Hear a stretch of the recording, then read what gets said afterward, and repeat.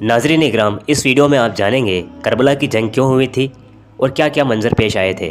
देख रहे हैं आप तीनों दुनिया। अस्सलाम वालेकुम। हज़रत अमीर मुआविया रज़ी अल्लाह तआला अन्हु के विसाल के बाद आपके बेटे यजीद को खिलाफत मिल जाती है। यजीद एक बदतरीन बकबक शैतान था, शराबी था, जानी था। यजीद को जब खिलाफत मिली तो यजीद समझ गया कि मेरी इस खिलाफत को हज़रत इमाम हुसैन रज़ी अल्लाह तआला अन्हु कभी कबूल नहीं करेंगे। इसलिए यजीद ने मदीना मुनव्वरा के गवर्नर वलीद बिन उतबा को खत लिखा कि इमाम हुसैन इब्ने अली, अब्दुल्ला इब्ने उमर और अब्दुल्ला इब्ने ज़ुबैर रज़ी अल्लाह तआला अन्हु को मेरी बेत मनवाएं, और अगर वो बेत मानने से इनकार करे तो उन पर जुल्म सितम करना। इमाम हुसैन रज़ी अल्लाह तआला अन्हु ने यजीद की बेत से इनकार कर दिया, क्योंकि यजीद आपके नज़दीक मुसलमानों की इमामत और खिलाफत के हरगिज़ लायक नहीं था, क्योंकि आप जानते थे यजीद फाजिर था, जानी था, शराबी था और जालिम था। हज़रत इमाम हुसैन रज़ी अल्लाह तआला अन्हु मदीना शरीफ छोड़कर मक्का शरीफ तशरीफ़ ले आए। अब आपको मक्का शरीफ में कूफा शहर से काफ़ी सारे कूफियों के ढेर सारे खत आने लगे।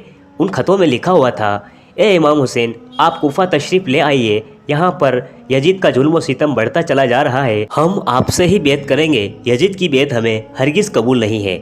आपने हालात को समझने के लिए अपने भाई मुस्लिम बिन अकील रज़ी अल्लाह तआला अन्हु को यह कहकर कूफा भेजा कि जाओ वहाँ जाकर वहाँ के हालात मालूम करो।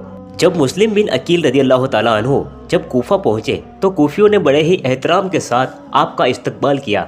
हज़रत मुस्लिम बिन अकील रज़ी अल्लाह तआला अन्हु के हाथों में 18,000 लोगों ने बेत कर ली, और मुस्लिम बिन अकील रज़ी अल्लाह तआला अन्हु ने अपने भाई इमाम हुसैन रज़ी अल्लाह तआला अन्हु के नाम एक खत रवाना कर दिया, जिसमें आपने लिखा कि यहाँ के हालात बिल्कुल सही है और 18,000 लोगों ने बेत भी कर ली है, लिहाजा आप कूफा जल्द से जल्द तशरीफ़ ले आए।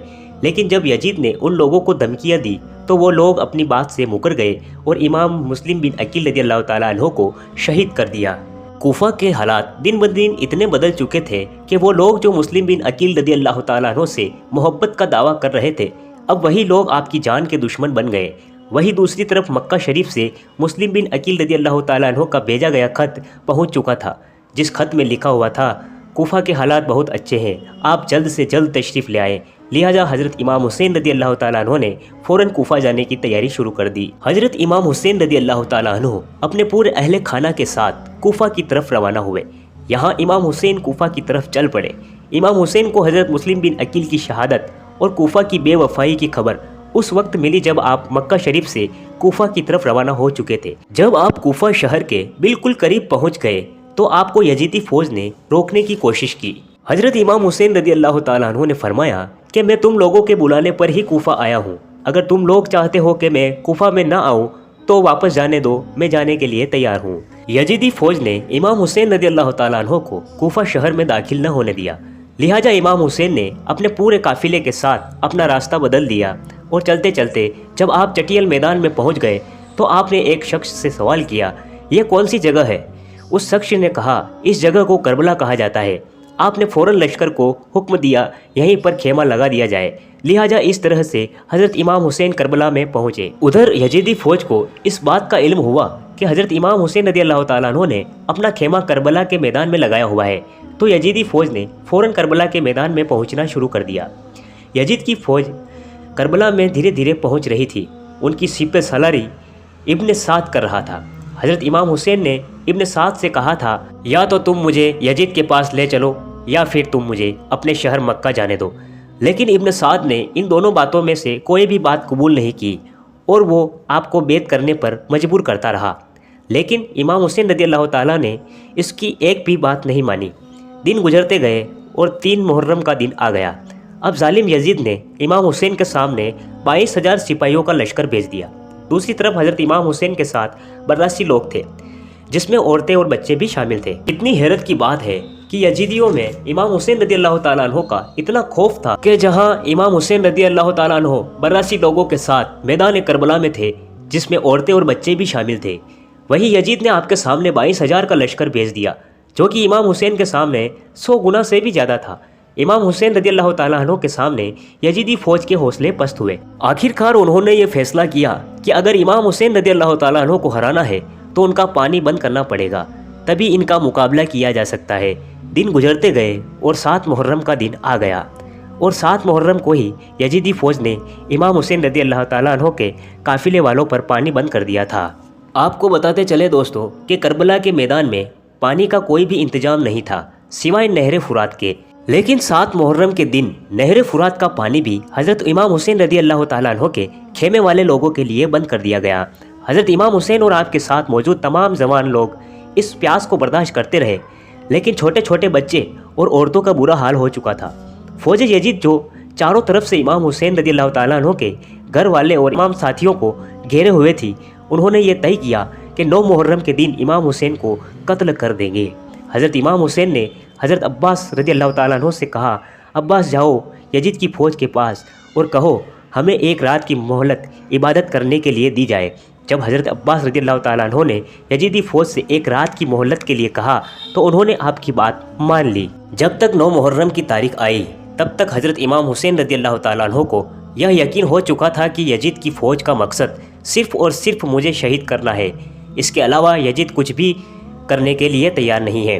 اس لیے حضرت امام حسین نے 9 محرم کی رات میں تمام خیمے والوں کو ایک جگہ پر اکٹھا کیا اور آپ نے کہا کہ یہاں پر موجود سبھی لوگ 1-2 دن کے اندر شہید کر دیے جائیں گے، اس لیے یہاں موجود آپ میں سے جو واپس لوٹنا چاہتے ہیں وہ لوٹ سکتے ہیں۔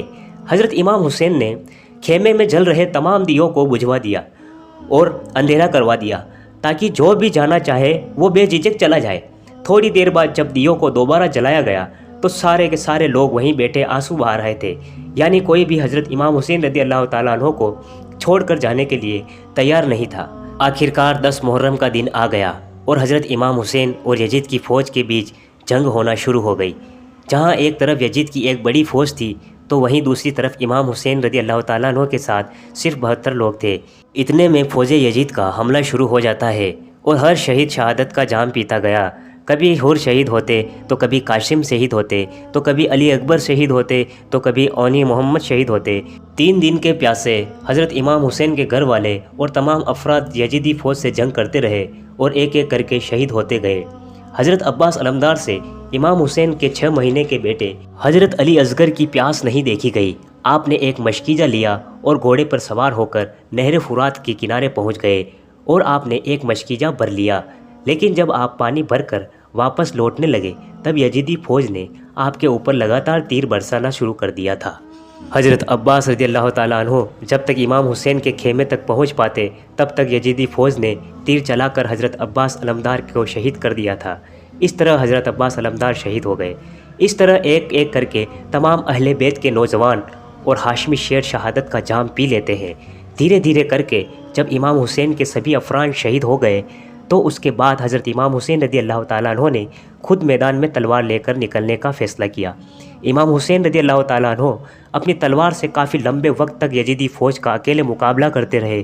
حضرت امام حسین کے تنہا ہونے کے باوجود بھی آپ کے مقابلے میں کوئی بھی نہیں آنا چاہتا تھا، اور اس کی صرف ایک ہی وجہ تھی اور وہ وجہ یہ تھی کہ آپ حضرت علی رضی اللہ تعالیٰ عنہ کے بیٹے تھے۔ اس وقت یزید فوج کے ایک کمانڈر ابن سعد کو یہ یقین ہو چکا تھا کہ ہم کسی بھی طریقے سے حضرت علی کے بیٹے یعنی حضرت امام حسین رضی اللہ تعالیٰ عنہ کا مقابلہ نہیں کر سکتے ہیں، اس لیے اس نے اپنے تمام فوجیوں کو امام حسین رضی اللہ تعالیٰ عنہ کے اوپر ایک ساتھ حملہ کرنے کا حکم دیا۔ تمام لوگ حضرت امام حسین پر ایک ساتھ حملہ کر رہے تھے، لیکن اس کے باوجود بھی امام حسین یہ ثابت کر رہے تھے کہ باطل چاہے طاقتور کتنا کیوں نہ ہو لیکن وہ حق و سچ کے سامنے بالکل بھی ٹک نہیں پاتا۔ ناظرین اکرامی، حسینیت اور یزیدیت کے بیچ ایک بڑی ہی خطرناک جنگ چل رہی تھی کہ اسی بیچ میں نماز عصر کا وقت ہو گیا۔ حضرت امام حسین نے ایسے مشکل وقت میں اور ایسی زخمی حالت میں بھی نماز پڑھنے کا ارادہ کیا۔ آپ نے جیسے ہی نماز پڑھنا شروع کیا یزیدی فوج کو موقع مل گیا جس کا وہ لوگ ایک لمبے وقت سے انتظار کر رہے تھے، یعنی جیسے ہی امام حسین سجدے میں گئے یزیدی فوج میں ایک خبیث شیور بھی لڑ رہا تھا۔ وہ شیور آگے نکل کر آتا ہے اور آپ کے گردن پر سجدے کی حالت میں تلوار چلا دیتا ہے اور آپ کا سر مبارک جسم مبارک سے جدا ہو جاتا ہے۔ حضرت امام حسین رضی اللہ تعالیٰ عنہ کی شہادت کے بعد یزیدیوں نے آپ کے سر مبارک کو نیزے پر رکھ کر پورے کوفہ میں گھمایا تھا۔ آپ کے سر مبارک کو گلی گلی میں گھما کر جلوس نکالا گیا تھا، اور کربلا کے اس جنگ میں حضرت امام حسین رضی اللہ تعالیٰ عنہ کے گھر والوں میں سے صرف ایک ہی اولاد بچ سکی تھی جس کا نام حضرت زین العابدین تھا۔